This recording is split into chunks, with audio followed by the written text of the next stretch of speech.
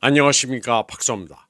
모사드도 뛰어나지만 이란 정보의 능력도 만만치 않습니다.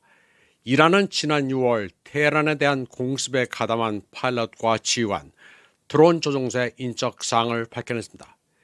이란 정보부는 12일간 테헤란을 공습한 파일럿의 이름과 주소 등을 파르시 통신과 프레스 TV 등에 공개했습니다.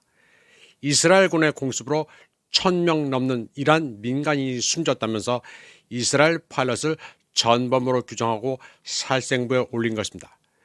이스라엘 당국이 파일럿 인터뷰 장면을 모자이크 처리했지만 이란은 이들의 신상을 정확히 파악하고 거주지 주소까지 알아냈습니다. 첫 버전이 할리우드 스타일입니다. 이란 혁명수비대가 작정하고 파악한 것입니다.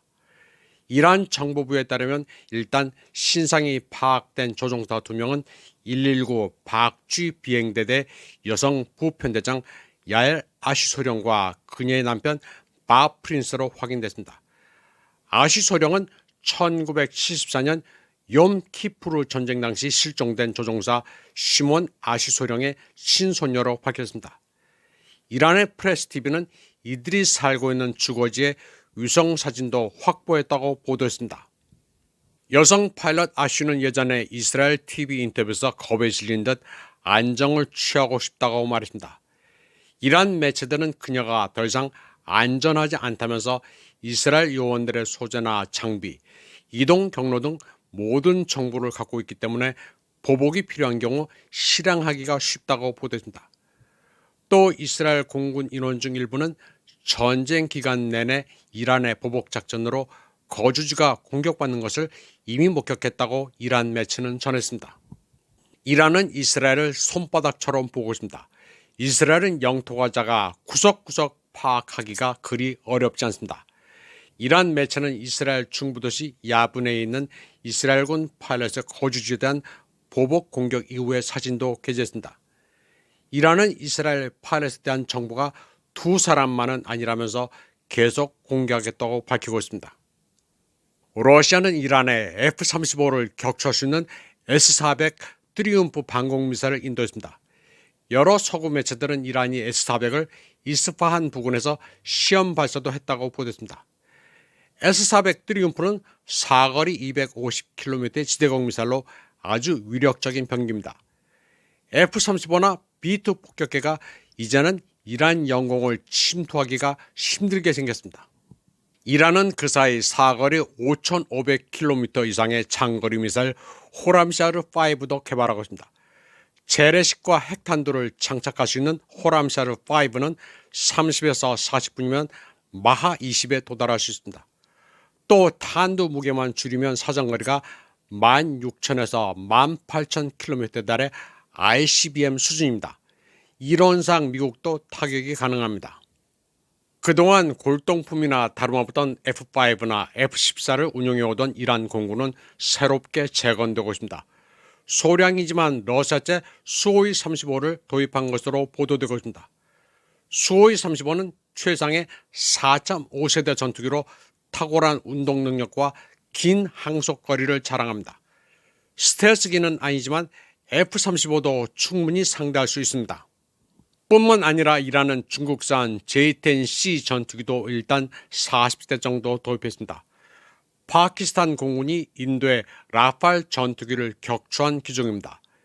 이란의 지정학적 파트너인 중국과 러시아가 경쟁적으로 테헤란을 무장시키고 있습니다. 이란의 실력은 새롭게 깨어나고 있습니다. 테헤란은 다가오는 전쟁에 대비해 임전태세를 갖추고 있습니다. 이란군 총사령관 핫다미는 1% 위협도 100% 위협으로 간주해야 한다면서 이스라엘의 위협이 끝난 것으로 오판하면 안 된다고 말했습니다. 그는 이스라엘이 이란을 해칠 수 있다는 착각에서 다양한 음모를 꾸미고 있다면서 이란의 미사일과 드론 전력은 늘 작전 태세를 유지해야 한다고 지시했습니다. 그리고 텔아비브의 오판은 12일간의 공격과 이란의 보복에서 드러난 바 있다고 말했습니다. 핫다미는 그러면서 이란의 군사력과 과학 발전 결심을 이스라엘은 똑똑히 봐야 한다고 강조했습니다. 테헤란은 최고 국방위원회라는 정부기구도 발족시키기로 했습니다. 이란의 전시 행정을 도맡는 기구인데 페제슈키안 대통령이 위원회를 이끌게 됩니다.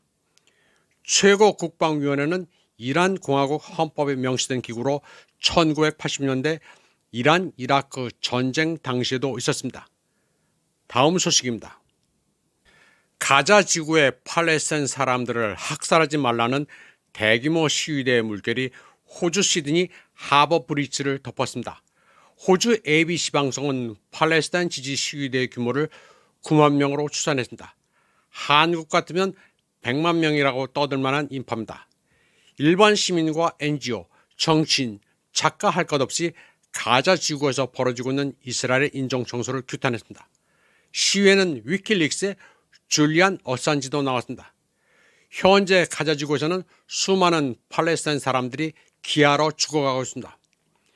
미국과 이스라엘을 신성시하는 한국에서는 팔레스타인을 지지하면 좌파, 빨갱이로 보지만 다른 나라는 그렇지 않습니다. 국제정세에 무지한 한국의 멍청한 보수 우파라는 사람들은 성조기와 이스라엘기를 듣는데 왜 그런지 이해가 안 갑니다. 지금 이스라엘이 하는 짓은 나치를 능가합니다. 호주에서 멀리 떨어진 중동에서 벌어지고 있는 일이지만 보편적 인류의 차원에서 시위를 벌이고 있습니다. 호주뿐만 아니라 유럽의 여러 도시에서도 팔레스타인 연대 시위가 벌어지고 있습니다. 영국, 프랑스, 이태리, 캐나다 등 28개국이 유엔에서 이스라엘의 비인도적 만행을 규탄하고 있습니다. 이스라엘은 구호 물품을 받으러 모인 팔레스타인 난민에게 폭격을 가거나 기관총을 난사해 수백 명을 살해하기도 했습니다. 이스라엘은 재미삼아 사람을 죽이는 족속들입니다. 홍콩의 한 매체는 파이브 아이즈 동맹 내 분열도 소개했습니다. 캐나다, 영국, 호주, 뉴질랜드가 팔레스타인 승인을 고려한다고 하자 미국 혼자서 이에 반대하며 길길이 날뛰는 상황을 풍자하고 있습니다. 미국이 혼자만 남았다면서 파이브 아이즈가 애꾸가 됐다고 투덜거립니다. 그러자 미국을 제외한 네 나라가 워싱턴을 향해 이스라엘의 폭력에 눈 감는 맹인이라고 외칩니다. 다음 소식입니다. 최근 베이징에는 기록적인 폭우로 물난리가 났습니다. 주로 베이징 북부 미윈, 화이로, 방산이 큰 피해를 봤습니다. 자금성이 물이 발목만큼 들어찬 것을 과장해서 떠들기로 하는데 베이징 시내가 아니라 북부 교외입니다. 미윈 저수지는 1960년 이래 최대치인 초당 6,550입방미터의 물을 방류했습니다. 베이징 북부의 홍수로 30명이 사망하자 시진핑은 신속한 구조를 지시했습니다. 그런데 재난 구조 작업에서 새로운 양상이 나타났습니다.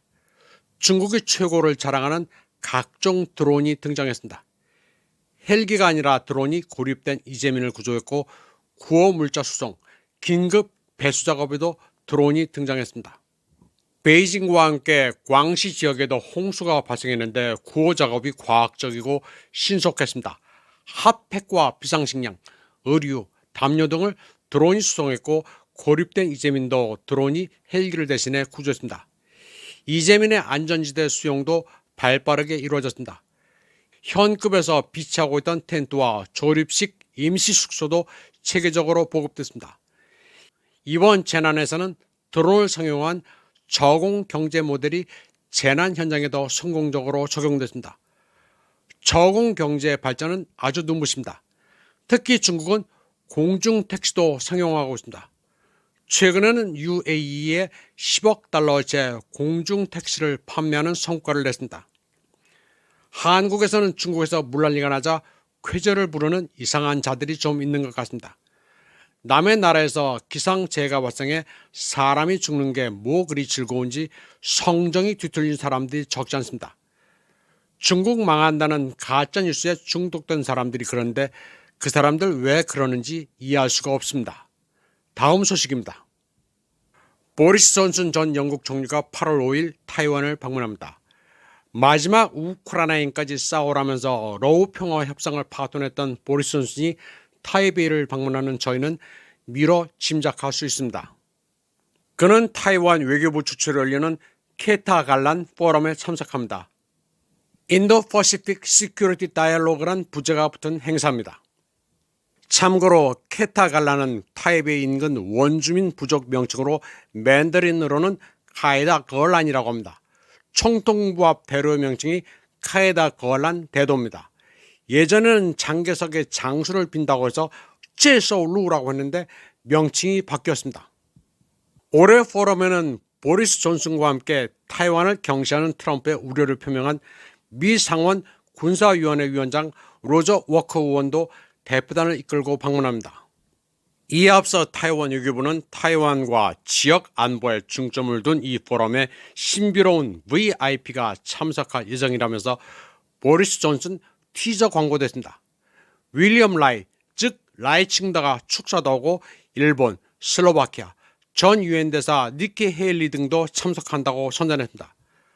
포럼 주제는 인도 태평양의 지역 안보와 하이브리드 전에 대한 타이완 사회 전체의 대응 방법, 과학, 산업 외교와 국제정치 등입니다. 모두 중국이 펄펄 뛸 만한 내용들입니다. 보리스 존슨 등 집단 서방의 호전주의자들은 타이완을 우크라이나로 만들기 위해 기를 쓰고 있습니다. 이번 방송은 여기까지 하겠습니다. 시청해주신 여러분 감사합니다.